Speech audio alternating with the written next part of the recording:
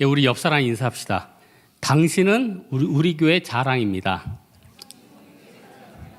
그리고 이렇게 날씨도 안 좋고 또 어려운 날 우리 담임 목사님께서 늘 말하는 수요일 비 오는 날 여러분이 오셨죠? 감사합니다. 해서 유익한 자랑이 있다. 여러분 세상에서 가장 하고 싶은 말인 동시에 가장 듣고 싶지 않은 말이 있는데 이게 바로 자랑이라는 겁니다. 하는 사람은 너무 하고 싶고 재미있는데 듣는 사람은 듣기 싫고 지루합니다. 그래서 저는 설교에 가급적 자랑을 안 하려고 하지만 들어보면 다 자랑이더라. 힘들어요. 너무 힘들어요. 그래서 저는 SNS 같은 거를 안 하죠. 저는 SNS 끊은 지 꽤 됐습니다. 뭐 한 7, 8년? 왜냐면 SNS가 가만 보면 다 자랑이거든요. 근데 사실 겸손해서 SNS가 진행되겠습니까? 저는 아무것도 아닙니다. 십자가만 그리고 누가 보겠어요.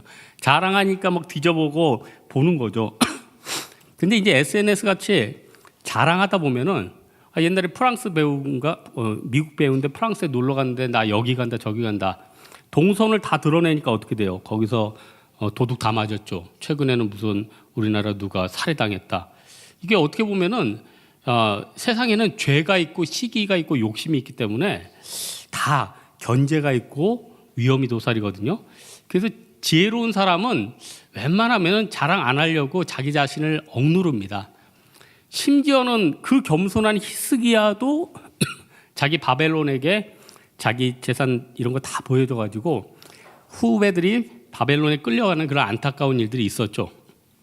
저는 성경 인물 중에 여러분 다윗을 보면은 다윗이 진짜 특이한 장점이 하나 있는데 그게 뭐냐면은 다윗이 진짜 겸손해요. 여러분 사무엘 상하 보십시오. 다윗에 관해서 쭉 나와 있는데 다윗이 난 대단하다 자랑하는 거 봤습니까? 목동일 때도 겸손했고요. 사울 왕한테 나가가지고 군대 장관으로 임명받을 때도 겸손했고 또 몇백 명 블레셋 양피를 배워왔을 때도 겸손했고 왕이 돼서 이제 범죄한 다음에 뭐 그 선지자가 나단 선지자가 정지하니까 어떻게 해요? 바로 무릎 꿇잖아요. 여러분 다윗이 자랑이 많았으면요 골리앗 죽은 다음에 그 칼은요 SNS에 띄우고 자기가 알아서 집에다 보관하고 사람도 올 때마다 거실에다 놔뒀을 거예요. 그러나 골리앗 죽인 그 칼을 어떻게 했습니까? 바로 나라에 반납했죠. 그래서 아비아달 대제사장이 다윗 칼을 갖고 있었어요. 그래서 나중에 다윗이 도망갔을 때 그 칼을 내어주죠. 네가 골리앗 칠 때 쓴 칼이다. 우리도 우리 인생 가운데 어떻게 보면은 이렇게 다윗 같은 마음가짐면은 고난이 있어도 금세금세 회복되는데 이게 없고 내 자아가 있으면은 우리 인생이 어려워지지 않겠습니까? 오늘 고린도전서에 보면은 자랑을 하지 말라고 하는데 모든 자랑을 다 하지 말라고 하는 건 아니에요. 평소에 우리의 삶은 겸손한데 두 가지를 자랑하라고 해요. 27절에 뭐가 있냐면 약한 나를 택해 주신 걸 자랑하라. 약한 거를 자랑하래요. 여러분 사도 바울이 스펙이 굉장히 좋았죠. 근데 2차 전도 여행 때 빌립보 교회 갔죠. 데살로니가 교회 세웠죠. 베레아 세웠죠. 아덴이 아테네, 고린도 교회. 오늘 고린도전서 이렇게 보낸 성경이죠. 근데 다 큰 역사가 나타났는데 아덴에서 무슨 일 있는 거 봤습니까? 기껏 해봤자 자기의 지혜를 자랑하다가 교회도 못 세우고 흐지부지 되는 모습. 그러니까 사도 바울이 지나고 나서 이 세상에서 내 강력함을 자랑해서는 되는 게 없구나. 여러분 지금 이 시대에 보면은 많은 젊은이들이 왜 낙심을 하냐면 계층 간의 사다리가 끊어졌다는 거예요. 너무 똑똑하잖아요. 이미 세팅이 끝났다는 거예요. 강한 사람 강해져 있고 정규직들 다 들어가 있고 부자인 사람들 다 부자 돼 있고 나는 나이 들었고 저 사람은 애도 있고 저 사람은 결혼도 했고 그 사람들하고 비교하니까 나는 한없이 약자거든요. 근데 도저히 이거를 계층 간의 사다리를 넘을 수 없다고 생각하니까 어떻게 돼요? 그러니까 좌절하는 거예요. 낙마하는 거예요. 그러나 과거 역사를 쭉 보면은 15세기 때는 이탈리아를 넘을 나라가 없어요. 이탈리아가 뭐예요? 로마 아니에요. 어떤 나라가 로마를 넘을 수 있었겠어요? 그때는 상상이 안 가거든요. 그 다음에 그 북쪽에 붙은 스페인하고 포르투갈이 또 어떻게 전 세계를 16세기에 장악할 줄 알았어요? 17세기에 네덜란드, 풍차, 파트라슈 그 나라가 어떻게 전 세계를 잡을 줄 알았어요? 인도네시아 갔더니 네덜란드에서 400년이나 점령을 했더라고요. 미국도 그렇죠. 미국 사실 청교도 메이플라워 타고 가가지고 그 몇백 명이서 거기서 뭘 할 수 있을 거라고 생각했습니까? 여러분, 제가 미국이 왜 이렇게 강해졌는지 여러 가지 요건이 있는데 일단 하나님이 조건을 참 좋게 줬더라고요. 외세 침략을 받을 수가 없어요. 보세요. 일본이 왜 침략을 안 받았습니까? 섬나라잖아요. 타이완이 중국에서 걸어 나온 건 아니고 배 타고 나왔는데 왜 그 중국이 타이완을 못 점령했습니까? 중국 앞에 바로 금문도라는 진먼다오라는 섬이 하나 있어요. 그 섬하고 타이완 두 개를 딱 잡고 있으니까 그 큰 군대가 몇십만 명이 와도 다 몰살당하는 거예요. 쉽지가 않아요. 그런데 미국은요, 서부 아시아에서 중국에서 일본에서 배 타고 가다가 어떻게 됩니까? 열로 다 떨어지죠. 벌써 서부에서 다 맞고 끝나는 겁니다. 동부에서 유럽이 쳐들어옵니까? 동부에서 쳐들어오면 어떻게 돼요? 왼쪽 태평양, 오른쪽 갑자기 생각이 안 나네. 그쪽에서 올 때 공격이 안 되는 거죠. 거기다가 북쪽에는요, 로키 산맥이 있어서 캐나다랑 완벽하게 갈라주고 있어요. 남쪽에는요, 멕시코랑 사막으로 완전히 분리돼 있어요. 땅은 젤로 좋아요. 그리고 서부에는 5천만이 살아요. 동부에는 1억이 살아요. 그러니까 아시아의 경기가 죽으면 동쪽에서 동부에서 유럽하고 무역을 하고, 동쪽에 유럽의 경기가 죽으면 서부에서 아시아랑 무역하고, 그리고 미국은 철도 놓기 전부터 내수가 왜 잘 됐냐면은 그 안에 수로가 30개가 있는데 열 몇 개를 운송수단으로 이용할 수 있는 천혜의 환경이 됐다는 거예요. 그러니까 철도 놓기 전부터 무역이 그 안에 자체 내수가 됐어요. 거기다가 요즘 세일가스인지 발음 이상하네. 세일가스 나와가지고 가스 막 나오고 이거는 제 추측이긴 한데 왜 갑자기 우리나라가 LPG차를 다 사게 됐을까? 그것도 일주일 만에. 이상하잖아요. 갑자기 현대차 나오는데 그건 LPG 이용이 나왔대. 이상하잖아요. 뭔가 느낌 있지 않아요? 그렇게 봤을 때 지금 미국에서 셀가스를 많이 수출을 하려나 보다. 이상한 제 생각이에요. 제 생각입니다. 그러니까 명실상부한 이런 조건들이 있죠. 근데 이 조건도 그때 니네가 그 사역을 감당하라고 하나님이 허락해 준 거 아니겠습니까? 그러고 나서 사실 미국 사람들이 다 좋은 건 아니지만 그래도 선교사 제일 많이 파송하고 또 나름대로 그 시대를 감당했잖아요. 그러니까 결론은 뭐냐면은 약한 사람들도 곧 기회가 온다는 거예요. 약한 사람들도 기회가 온다는 거예요. 이스라엘도 우리나라 경상남북도 크게 아니에요? 그 사람들 포기했으면 끝났죠. 우리가 미국처럼 대륙이 있고 중국처럼 인구가 많어. 그 이상하잖아요. 이스라엘 사람들은 유대인들은 각국에 가면은 영향력을 끼치고 영화를 태동한 건 유대인들이고 경제를 다 잡고 있는 건 로스차일드고 이런 게 하도 많이 듣잖아요. 왜 그랬을까? 뭔가 있을 것 같아요. 약자가 갖는 강함. 여러분 그런 거 생각 안 해봤습니까? 왕하 4장에 보면 수넴 여인이 엄청 약자였잖아요. 당시에 아이가 없는 집 여자는 쫓겨났는데 엘리사 통해서 기도로 아이를 낳게 되죠. 갑자기 그 아이가 머리야 하면서 죽었어요. 엘리사 쫓아가 또 살려내죠. 거기가 끝입니까? 왕하 8장에 보니까 엘리사가 흉년 날 테니까 블레셋에 가서 7년 동안 피해 있어라. 7년 가서 피난해서 잘 살았어요. 7년 갔다가 돌아오니까 자기 땅이 다 뺏겨버렸어요. 왜냐면 주인이 없으니까. 그래서 왕한테 가가지고 이 얘기를 하고 싶었는데 왕이 그거 들어주진 않잖아요. 근데 마침 그 여인이 이렇게 상소하는 자리에 게하시가 들어왔어요. 게하시가 어떻게 들어왔을까? 문둥병 걸렸는데. 그래서 이걸 주석을 잘 찾아보니까 게하시가 문둥병 걸렸다가 나중에 애들이 다시 입각을 했대요.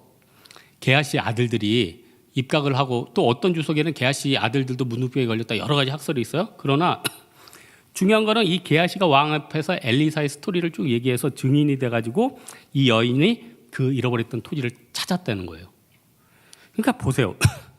아이를 갖는 거, 아이를 살리는 거, 흉년 때 먹고 사는 거, 토지를 찾는 거 다 누가 했습니까? 하나님이 하신 거 아니에요? 그렇다면 우리 인생 가운데 우리가 품어야 될 게 뭡니까? 사도 바울이 계속 스펙을 품었으면 그리스 가서 교회 세웠을까요? 그리스는커녕 빌립보에서도 못 세우고 고린도에서도 못 세우고. 근데 나중에 예수를 품으니까 어떻게 돼요? 2차 전도여행 통해서 신약이 다른 모든 교회를 세우고, 3차 전도여행을 통해서 로마에서 복음 증거하고, 4차 전도여행을 통해서 뭐 순교까지 하고. 여러분 2차 세계대전 때 미국하고 2차 대전을 일으키던 뭐 일본이든 소련이든 있잖아요. 근데 이제 제가 말했듯이 태평양에서 왔다 갔다 하려면 뭐가 필요합니까? 기름을 넣어야지 서로. 아니 도착하기 전에 기름이 떨어져서 밑으로 떨어져 죽으면 전쟁이 안 되잖아요. 그래서 괌이든지 사이판이든지 이런 섬들이 너무 중요한 거예요. 지금 괌이 어디 영입니까? 미국 영이죠. 사이판이 어디 영입니까? 미국 영이죠. 그러니까 다 이유가 있는 거예요. 왜 이렇게 미국 그렇게 떨어져 있는데 갖고 있을까? 다 2차 대전 때 그때 영향이 있거든요. 그런데 소련이든 미국이든 전쟁 때 봐주는 게 어디 있습니까? 서로 폭격하고 난리인데 묵시적으로 공격하지 않는 곳이 하나 있었어요. 그럼 병원도 아니고 아무것도 아니에요. 활주로. 왜냐? 활주로를 공격하는 순간 그 섬은 무용지물인 거예요. 뺏어도 의미가 없는 거예요. 자기들이 제기를 할 수가 없는 거예요. 이것만은 공격하지 않았다는 거예요. 그걸 보면서 어떤 걸 알 수 있냐면 약한 내가 뭐를 품어야지 이 세상에서 내가 살아남을 수 있는가? 뭘 품어야겠습니까? 예수를 품으면 난 안 죽어요. 여러분이 인간관계를 하고 뭘 할 때 세상을 따라다니면 죽어요. 폭격당합니다. 예수를 품으면 여러분 살아남습니다. 내가 약할수록 예수를 더 잘 품어요. 왜냐? 마음이 부유하고 내가 교만한 자리에 있으면은 예수를 안 품게 되거든요. 그러니까 저기 말씀 증거하는 사람도 육체적인 가시도 없겠어요? 뭐 정신적인 가시가 없겠어요? 다 어려움들 없겠어요? 그러나 그 약한 가운데서 하나님이 복음 증거하게 되니까 딴 생각 안 하거든요. 여러분 일주일 내내 저는 참 제 스케줄을 말하면 여러분 놀랄 거예요. 정말 말씀 기도, 뭐 신방, 뭐 영혼들 이것 빼고는 없어요. 너무 재미없어요. 근데 그럴 수밖에 없는 게 그거 아니면 살아갈 수가 없는 거예요. 그거 아니면 살아갈 수가 없는 거예요. 응? 또 하나 사도 바울이 여기서 얘기하는 게 약한 나를 택해 주신 걸 자랑하래요. 또 하나 가난한 우리를 택하신 것을 자랑하래요. 여기서 가난한 거는 실제 가난한 것도 해당되고 마음이 가난한 것도 해당돼요. 여러분 베드로와 요한이 예수님 승천하기 전에 마음이 얼마나 교만한 사람이었습니까? 베드로 혈기왕성했잖아요. 여러분 베드로가 일단 싸움을 잘했던 사람 같아요. 힘이 좋은 사람이에요. 여러분 생각해 보세요. 어부라서 힘이 좋은 게 아니라 말고의 귀를 내리쳐서 대제사장의 보디가드의 귀를 내리칠 정도면 이 힘이 얼마나 대단한 사람이에요. 베드로 굉장히 혈기 있고 힘 있는 사람입니다. 그래서 제가 오늘 낮에 말씀 준비하면서 베드로하고 이 말고의 관계를 쭉 공부를 한번 해보려고 성경을 조사하다가 좀 인터넷으로 조사해 봤어요.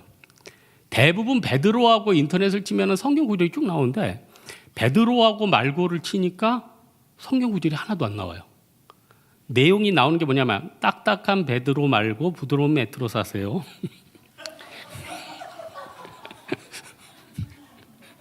그 밑에 또 있어요. 부드러운 매트 고민 말고 딱딱한 베드로로 구입하세요.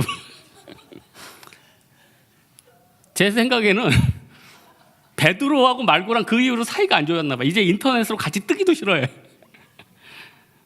근데 여러분 사실 말고가 대제사장 종이었는데 이름 뜻이 왕이에요. 마르쿠스죠. 말고 하니까 이름이 후지인데 영어로 하면 마르쿠스. 근데 왕이 되라고 그 부모는 이름을 마르쿠스라고 줘줬는데 정작 종이 됐죠. 이걸 제가 나중에 묵상하다 보니까 저만의 반대 해석이 하나 나왔어요. 좀 알레고리카라인데 예수님이 종의 모습으로 오셨는데 뭐가 됐습니까? 왕이 됐잖아요. 왕이 되려고 이름을 왕으로 줬는데 종이 됐잖아요. 왕이 되려는 자는 종이 되고 종의 모습으로 오면 왕이 된다. 여러분 저희 인사이트 굉장하지 않습니까? 별로 굉장하지도 않나 보네. 일단 중요한 거는 베드로가 그런 사람인데 나중에는 은가겁 내게 없으나 나사렛 예수 이름으로 일어나라. 자기의 가난함을 자랑해요. 자기 은가금 없대요. 그러면서 우리의 종으로 온 둘러스 예수님을 높이게 된다는 겁니다. 이 시대 보면은 내 약함 때문에 딛고 일어나는 사람들이 굉장히 많아요. 여러분 간디가 뭐 굉장한 인도의 의식을 하고 영국에 투쟁을 했대지만 여러분 간디 후손들이 뭐 총리도 하고 얼마나 지금 대대손손 옛날 제가 알기로는 간디 손자가 뭐 인도 전체 총리였죠. 근데 이 간디 후손들이 누구한테 졌냐면은 지금 인도의 모디 총리한테 졌어요. 여러분 인도는 계급 사회인데 총 4개 계급입니다. 고등학교 때 저는 앞자만 따서 외웠어요. 부쿠바수, 브라운, 승려들. 이 사람은 열차에도 1등 칸에 탔는데 이 1등 칸은 돈을 아무리 내도 1등 칸을 안 끊어준대요. 외국인이 해도. 요즘은 어떻게 바뀌었는지 모르겠어요. 두 번째 크샤트리아, 무사, 왕 이런 사람들. 세 번째 바이샤, 농민 상인. 네 번째 수두라, 하급 노동자 노예. 그리고 하나 더 있는데 볼가족 청민 달리트라고 있어요. 근데 모디가 이 바이사랑 수두라의 중간 입장. 역에서 장사하던 사람이었어요. 그러다가 거기서 정치하는 사람들 심부름해주고 관계를 맺다가 정치적으로 탁월해지고 인기를 얻어가지고 인도의 총리가 됐다는 거예요. 다음 달인가 인도에서 선거를 하는데 인구가 무서워 9억 명이 선거를 한대요. 40일 동안 선거한대요. 그만하라 그래요. 일을 언제 하려고. 40일 동안 9억 명이 한다는 거예요. 엄청난 거 아니에요? 근데 그 모든 걸 딛고 일어난 게 뭐예요? 어떻게 보면 수두라 바이사 같은 낮은 계급 때문에. 그래서 지금은 인도가 분위기가 수두라들이 나 바이사로 내려줘 이렇게 투쟁을 한대. 왜냐하면 바이사로 내려가면은 대학 입학에 가점을 준대. 그러니까 세상은 요지경이죠. 위에 올라갔다 내려갔다. 그러나 중요한 건 뭐예요? 약한 자들이 강하게 되지잖아요. 아니 모디 같은 힌두교들도 이런데 우리 예수 믿는 사람들 마음이 가난하고 약한 사람들 왜 하나님이 기뻐 보지 않겠습니까? 예수님이 말한 팔복에 보면 심령이 가난한 자가 뭘 본대요? 천국을 본대요. 마음이 가난하고 물질이 가난하고 없으면요 사람이 쫓기거든요. 긴장이 되거든요. 불안하거든요. 뭔가 불안해요. 자신감도 없어요. 그러나 그것 때문에 뭘 봐요? 예수님을 보는 거죠. 예수님을 보는 거죠. 부자 청년이 다 좋았는데 왜 천국에 못 갔습니까? 왜 예수님의 제자가 못 됐습니까? 가장 세상에서 장점이라는 게 가장 단점으로 역사했던 거예요. 그래서 우리는 나중에 천국 가면 그 후회를 진짜 많이 할 것 같아요. 아, 내가 지상에 있을 때 이 천국의 이 화려함을 바라보고 내가 마음껏 복음 증거하고 마음껏 생명 증거하고 마음껏 뛰었을 때 얼마나 기뻤을까. 제가 오늘 저녁 예배 오다 보니까 우리 여전도회가 비가 오는데 우산을 쓰고 전도지를 전도 있어요. 여러분 평생 가면은 이것보다 자기 인생에 기억나고 천국에 쌓이는 게 어디 있겠어요.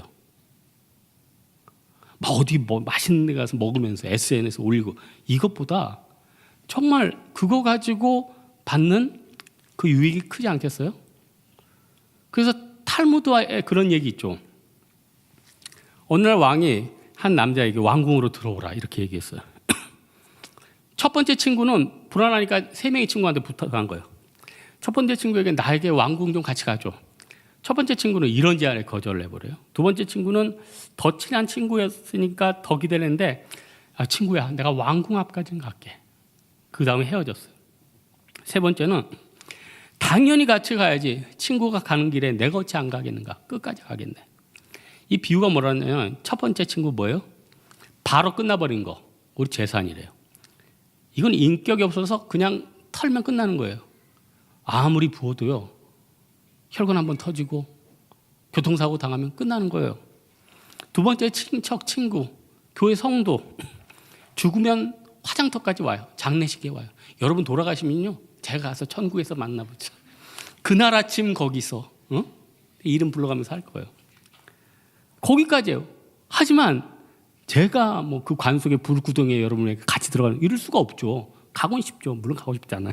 근데 세 번째는 내가 하나님 앞에서 이 땅에서 한 것들이에요. 전도서 11장에 보니까 너는 내 떡을 물 위에 던지라. 여러 날 후에 도로 찾으리라. 7에게나 8에게 나눠 줄지어다. 무슨 재앙이 땅에 임할는지 내가 알지 못함이라. 하나님 앞에 던져야지 나한테 영원히 돌아온다는 거죠. 그러나 이것 또한 내 의지로 안 되니 이것도 하나님의 은혜가 있어요. 이것도 내 의지대로 안 된다니까요. 이제부터 나는 주님을 위해서 드리겠다. 어떤 사람은 그래요. 목사님 제 목숨과 제 물질과 모든 것을 하나님 앞에 바치겠습니다. 제가 단호하게 얘기해요. 하나님 받는데요? 누가 받는데요? 우리 착각하고 있어요. 내가 드리면 받는다고 알고 있어요. 드려도 안 받아요. 가인과 아벨 보세요. 가인이 드렸는데 안 받았다니까요. 그 중요한 거예요. 받는 것도 하나님의 은혜예요. 어떤 사람들은 내가 드리면 다 받는 줄 알아. 하나님 히딩크예요? 아직도 배고프다예요? 예? 11조 받았는데 아직도 배고파. 헝그리. I'm hungry. 감사원금, 추수감사원금. 아직도 배고파. 예수님 히딩크예요? 여러분, 사람이 중독이나 죄의 문제를 해결할 수 있는 게 어떤 전문가들은 그래요. 당신은 혼자가 아닌 걸 기억하십시오. 책임지는 인생을 사십시오. 죄의 근원을 파악하십시오. 좋은 조언이긴 한데요.